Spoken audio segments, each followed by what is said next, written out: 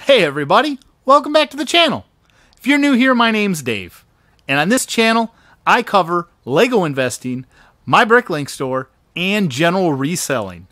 This particular week, you are in for a treat because we are going to be rounding out our July 2021 sales figures. So if you haven't already, if you go back to Monday, you'll see the sales figures for the Lego investment side of things. If you go back to Wednesday, you're going to see the July 2021 sales for the bricklink operation.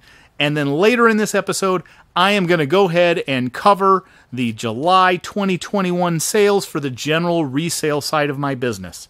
Now, before we get into that, I am also going to share with you an order that came in for the general resale via eBay. And I'm going to show you some of the insane amount of supplies that I have been picking up to make sure that I am prepped and ready moving into Q4.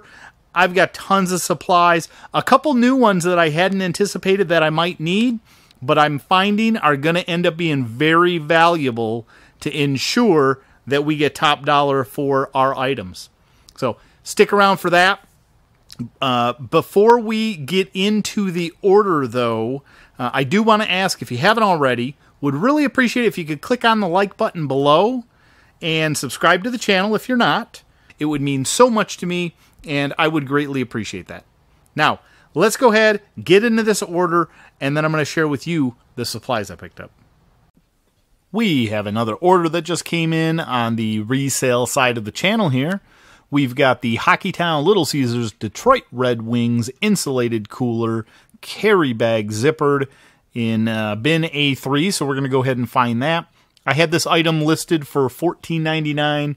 I got a best offer of $10 and decided to take it because I didn't really have much into it and I'd rather move an item. So you can see here we had a little bit on shipping. We're going to go ahead and get this item pulled. So A3 is what we're looking for. And I'm pretty sure I'm going to go through Scott's store over here. Oh, actually, I think A3 is this one? Nope. Oh, that's right. A3 is hiding down here. Let me get this pulled out. There we go. Oop, I can see it. Can you see it? Oop, right here. Here we have it. We've got Little Caesars, and on the top, it's got the Red Wings Hockeytown logo. So nothing super fancy or special here. In terms of packaging, it's just super light. I think what I'm going to do is I'm going to take this and just put it in a large poly bag and mail it out to keep the weight down. So thank you very much to, I think it was Debbie. Anyways, thank you very much for your order. I appreciate it. I'm going to get this packed up and in the mail. All right, time to get into some of these supplies. You can see here that we have been picking up tons and tons of our mailers. Each of these boxes holds 250 of the bubble mailers. I do use the poly ones, and I don't know if I've covered this before. However, the poly ones I really have a huge preference for because they are a little bit more weather resistant. So if for some reason this got delivered to a customer and it sat outside their house, it could potentially get wet. And if I put any kind of a box or a card or a cardboard or anything along those lines, some paper in here, maybe an instruction manual, I would hate for that to get ruined. And so I do use the poly bubble mailers. These are the size 0 bubble mailers, and I ordered them in quantity 1,000. Now, I did already state that these are only 250 per box, but I have another 2 boxes of those outside. And the reason that I order them in quantity is to help minimize the per transaction cost. So when I buy them in a group of 1,000, I end up only paying about 15 or 16 cents per mailing envelope, which helps with the overall cost of everything and increases our profit per item. Let's go ahead and head over and show you a couple more things. Okay, so this one here, I'm going to say is a little bit of a cheat. We do have some smaller versions of the poly mailers, specifically in pink. These were to get some real quick turnaround because we had massive amounts of orders I'll get to that here in a couple minutes. But we've been using these actually on my wife's business, which I haven't talked about a ton here, but my wife has a custom craft business, Gracefully Crafted by Lori, and these are the particular mailers that she has been using. She has been selling magnets like crazy, these Dr. Now magnets. It's insane. I will show you one of those. We've been getting anywhere between 50 and 100 orders per day over the course of the last week, so we had to jump on getting some more mailers. We could get these pretty quick, and these ones actually ended up being cheaper than the other poly mailers that I showed you because these are the smaller size. The other ones are the number 0 or 6x10. These are the 4x8 mailers, and so these ones only run about 10 cents a piece, which is great because the magnets in essence are a very low cost item, and so you really want to make sure that you can get maximum profit out of those and you don't eat it all up in shipping materials. Next, while we're over here, we have a ton of bubble wrap. My bubble wrap supplies were getting really low, and so this is my first order actually from American Bubble Boy. Anyways, you've probably seen and heard a ton of the sponsored videos. This is not a sponsored video. However, because of all the sponsorships, I kind of said that I had to give it a shot. And I will say that when I feel it from the outside and the inside as well, I can tell that the bubbles on these are slightly more full than the bubble wrap that I'm used to. So hopefully that ends up turning into an even better quality feeling for my customers when I package up the orders. I ended up getting, I think it's 700 feet of that. I'm pretty sure it's 175 feet per roll. I only went with the 1 foot wide roll, and it's perforated into 1 foot chunks, and that allows me to be flexible in how large of a piece I end up pulling off for my order. So we did end up getting that. Let's go ahead and move to the other side again. Okay, and here we have it. Yet more supplies. You can see we have our Rollo printer labels. So I get these in packages of, it's technically a box of 500, but it's sold as a set of 1,000. And so I've already had to load the other 500 up into the Rollo printer because all of the magnets have been depleting the stock. Shipping labels, when I order them in batches of 1,000, I want to say it works out to be like 2 cents a piece, something along those lines. It's actually not that much, or maybe it's 2 cents a piece. Anyways, I think it's $10 a box, $20 when you order them in 1,000, which I think works out to be 2 cents or something like that. Anyway, so we ended up getting a ton of labels, as well as, and this one I'm kind of excited for, I ended up going with a 3-inch roll of shipping tape. Now, I've been using the 1.5 to 2-inch 3M kind of a pre-dispenser system, I guess. They came 6 in a box. I'm sure you've seen it in some of my other videos. But I decided to go with the 3-inch, hoping that maybe I can seal up a box and feel good about the seal with just a single pass, because there's going to be more surface area to cover each side of the cardboard box. We're going to give this a shot. Hopefully this ends up improving it. I also got a pretty nice little tape dispenser so that I can end up peeling those off and not have to do anything crazy like cut tape in the sections and stuff. You can just simply slap it on, pull it back, and then you cut it off with the blade on the front. So I did get a fairly crazy amount of tape because my stock was getting low, and I want to make sure that I don't run out when we get a customer ordering.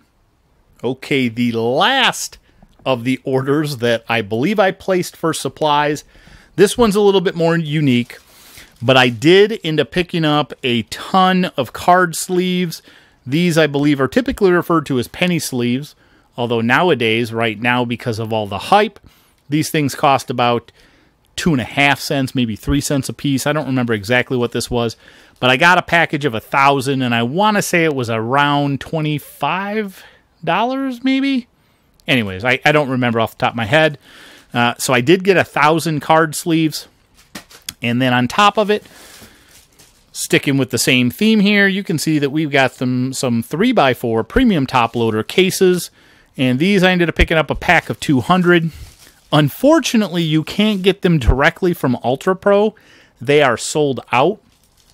200 of these from Ultra Pro typically would cost around $26, maybe 30 something after shipping. Unfortunately, right now, when you get them via Amazon or apparently any other card shop as well, these particular top loader cases end up costing closer to around $70 to $75 for the 20. However, I still wanted to go ahead and take the leap because the last thing I want is to be making an investment in some sports cards. Stay tuned for next week's video to see us opening some additional packs. But I wanted to make sure that I had some nice protective sleeves and cases to ensure that if we get anything of really good value, we can keep it safe and potentially end up sending it off for grading. Okay, last item. This is not a shipping supply, but I was talking about it a little bit downstairs, and it is the magnets that my wife has been selling like crazy. You can see here, it's a Dr. Now magnet. They're little sublimation blanks with magnets on the back of them. And she's been going nuts with those. It has been keeping us very busy in the evening, which is why there's not a whole lot of new other activity going on related to the resale channel. But it's been super exciting. I'm so happy for her that she's been able to see so much success in the business and on one of the products that she's made.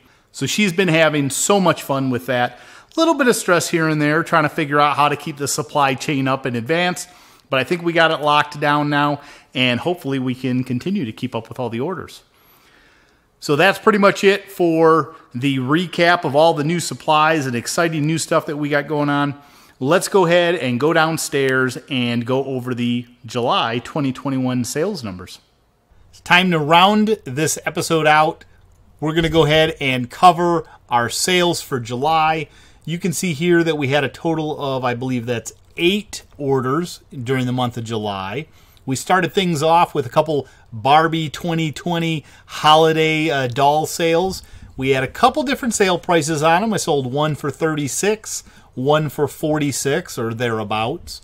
Both of them cost me $15 a piece, so I ended up doing pretty well on them.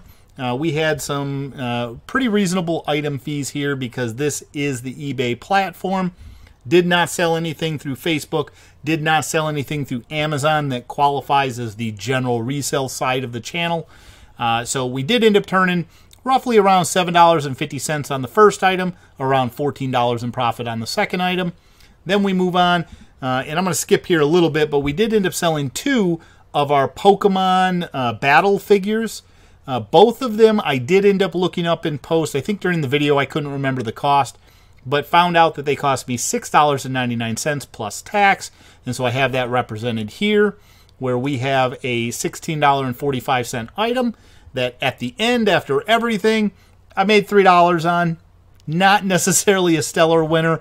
I don't think I would recommend picking those up to resell. At least not before they retire. Maybe after retirement, the value for those will go up. But right now, it's probably not worth investing $16, or, well, I guess not worth investing around $7.50 to make $3 off of after everything's said and done. It's a little bit higher risk than what I would personally go at again. The next item I did do a little bit better on because it sold for my asking price. And that was $7.41 cost item. Sold it for $17.85. That's the Eevee and Yamper one, or Eevee and Yamper one. Ended up with a net profit on that of $4.25. A couple other items we have in here. We sold one of our NES game cartridges back from my old collection. So I estimated a cost of around $2 with that. Netted us $14 in profit. Pretty happy there. Next one is a TRX DVD that I ended up picking up. This was sealed at a Goodwill or a Salvation Army. I don't remember which. Paid about $1 for it. Ended up getting $5.22 net profit at the end. Next item is the Jurassic World Velociraptor. If I haven't already, you've probably been seeing, I guess, I'm popping up the little sale listings here.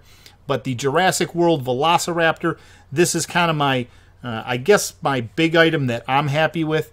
The Holiday Barbie did better, or at least one of them. But anyway, sold this for $34.09. It did cost me $10 to purchase, but that ended up giving me a net item profit of $11.27. And lastly, the item that you saw earlier this episode, probably my highest percentage overall, which is the Hockeytown Cooler, sold for $16.60. I had an item cost of $1 on that, which gave me a net profit after everything said and done, $8.91. To cover the total recap for this month, July 2021 general reselling, we had a total sales price of $202.02. We had a total item cost of $58.82. We had total eBay fees in this case of $29.59. Our shipping charges totaled $45.10 for a net platform profit of $68.51. Not too shabby for what really wasn't much work after I purchased and sourced and all that kind of stuff, which happened in the past. This month has been a pretty idle month for me. I haven't had the ability or the attention to really do much, specifically with growing the eBay side or specifically focused around the sales effort. A lot of sourcing going on, not a lot of selling going on. But I think overall, just to kind of give you a rough idea of magnitude, I think for July of 2021, between the Lego investment side of things, the Bricklink side of things, and the general resale, I didn't calculate this number out, but I want to say I made about $250 of profit, right? And again, that means I covered all the cost of all the goods, all my materials, all my everything, and still made about $250 that I can use to grow that initial investment. And that's what I'm going to do with it. I'm going to continue to grow and expand, and honestly, I'm just going to continue to try and have a lot of fun and share this experience with you. With that being said, I really hope you guys had a good time looking into my numbers. I hope you enjoyed seeing all my new shipping stockpiles that I've started pulling in, I suppose. And let me know in the comments below if you are a seller, what your numbers look like for July 2021. On that, we will see you all next week in the next Lego investment video. Have a great week. Bye.